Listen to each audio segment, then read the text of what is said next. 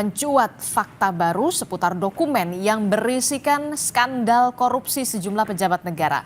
Suami dari aktris Sandra Dewi, Harvey Muiz, sebagai tersangka kasus dugaan tindak pidana korupsi. Komisi Pemberantasan Korupsi atau KPK memeriksa 2 anggota DPR RI dari fraksi Gerindra dan Nasdem sebagai saksi terkait kasus korupsi dana CSR Bank Indonesia atau BI.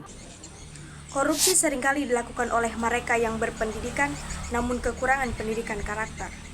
Bukan kemiskinan, melainkan kerakusan dan kekurangan integritas yang menjadi pemicunya. Karakter buruklah yang mengubah kekayaan menjadi kekurangan dan kekuasaan menjadi kelemahan.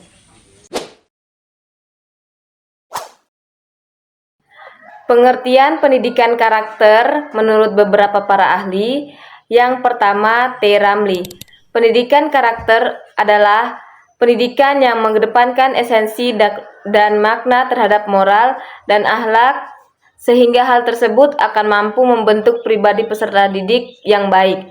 Menurut Thomas Licona, pendidikan karakter adalah suatu usaha yang sengaja untuk membantu seseorang sehingga ia dapat memahami, memperhatikan, dan melakukan nilai-nilai etika yang inti. Menurut John W. Santrok, pendidikan karakter adalah pendidikan yang dilakukan dengan pendekatan langsung kepada peserta didik untuk menanamkan nilai moral dan memberikan pembelajaran kepada murid mengenai pengetahuan moral dalam upaya mencegah perilaku yang dilarang.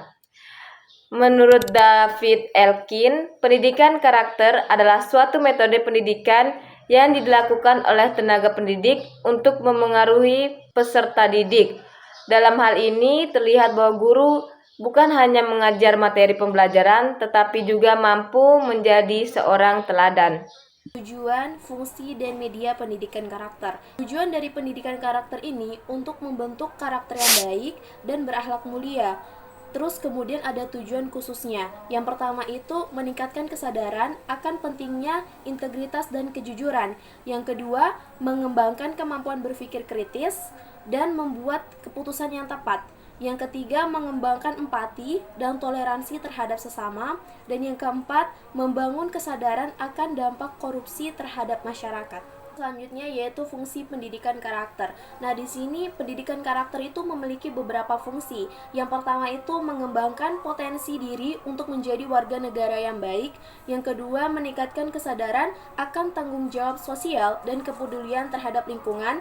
Yang ketiga, mengurangi perilaku korupsi dan menumbuhkan budidaya integritas. Yang keempat, membangun komunitas akademik yang berintegritas dan berakhlak. Selanjutnya yaitu ada media pendidikan karakter. Untuk mencapai tujuan tersebut, digunakan beberapa media. Yang pertama itu diskusi kelompok dan presentasi. Yang kedua, studi, kasus, dan analisis. Yang ketiga, film dan video. Yang keempat, permainan simulasi. Dan yang kelima, kegiatan komunitas dan volunteer. Jadi dengan belajar mengenai tujuan dan juga fungsi pendidikan karakter ini sangat penting bagi kita semua agar kita mengetahui bahwa tindakan korupsi ini merupakan tindakan yang tidak baik, yang tidak patut untuk dicontoh, karena tindakan korupsi ini adalah tindakan yang bukan cuma untuk merugikan diri sendiri tetapi juga merugikan orang sekitar. Pengembangan disiplin mahasiswa di kampus ada 2, strategi pendidikan karakter dan pengembangan disiplin mahasiswa di kampus. Strategi pendidikan karakter, proses perkembangan karakter pada seseorang diperoleh oleh banyak faktor khas yang ada pada diri yang disebut bawaan dan lingkungan, di mana seseorang tumbuh dan berkembang. Dan yang kedua, pengembangan disiplin mahasiswa di kampus. Pengembangan disiplin mahasiswa di kampus, mahasiswa tidak memiliki tugas dan masalah hanya di kampus, melainkan bisa di luar kampus. Misal seperti mengikuti organisasi yang akan mendapatkan prestasi atau berpengaruh kepada dirinya.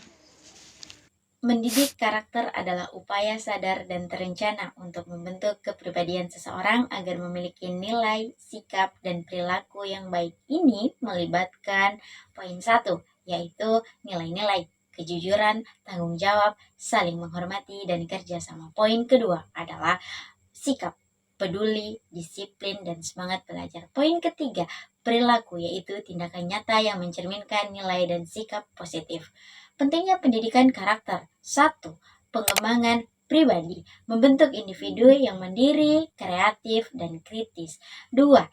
Yaitu interaksi sosial, membangun hubungan harmonis dengan orang lain. Ketiga, kontribusi masyarakat, menjadi warga negara yang baik dan bermanfaat. Contoh implementasi pendidikan karakter di sekolah, yaitu melalui pembelajaran, kegiatan ekstrakurikuler, dan teladan guru. Kedua, pendidikan karakter di keluarga. Didikan orang tua dan nilai-nilai keluarga juga sangat penting. Pendidikan karakter di masyarakat, yaitu kegiatan sosial dan interaksi dengan lingkungan.